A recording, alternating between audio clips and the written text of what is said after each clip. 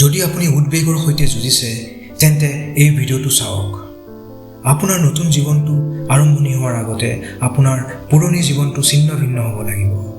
গতিকে অতীতত এৰি দিবলৈ কণ্ঠবোধ নকৰিব। কোনটো ঠাইৰ পৰা কেতিয়া এৰি যাব লাগে সেইটো জনাটোৱে আটাইতকৈ গুৰুত্বপূৰ্ণ।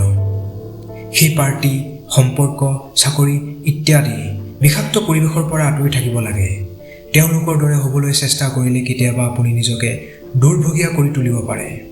আপুনি নিজৰ হওক, যিয়ে তাৰ পিছতো আপোনাৰ ওচৰত থাকিব বিচাৰে তেওঁলোকক ওচৰত ৰাখক। নিজকে মিছা কথা কোৱা মানুহৰ পৰা সততা আশা কৰা বন্ধ কৰক। সততা এক ব্যয়বহুল উপহাৰ।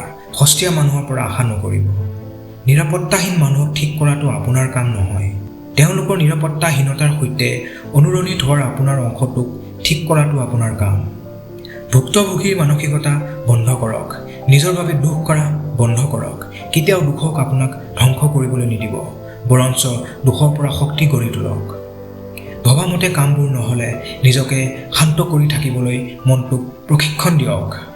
নিয়ন্ত্ৰণ কৰিব নোৱাৰা কথাবোৰৰ ওপৰত হুমুনিয়াহ কাঢ়ি থকা বন্ধ কৰক।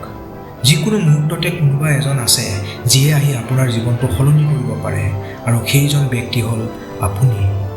যেতিয়া আপুনি জানে যে আপুনি জীৱনত কি বিচাৰে, তেতিয়া সেইটো মুহূৰ্ততে সেইটো নিজৰ কৰাৰ পৰিকল্পনা ৰাখক আৰু কামটো ধাৰাবাহিকভাৱে কৰক। তেতিয়া আপোনাক একোৱেই বাধা দিব নোৱাৰে। এইটো ভিডিঅ' ইমানতে অন্ত পৰিলে।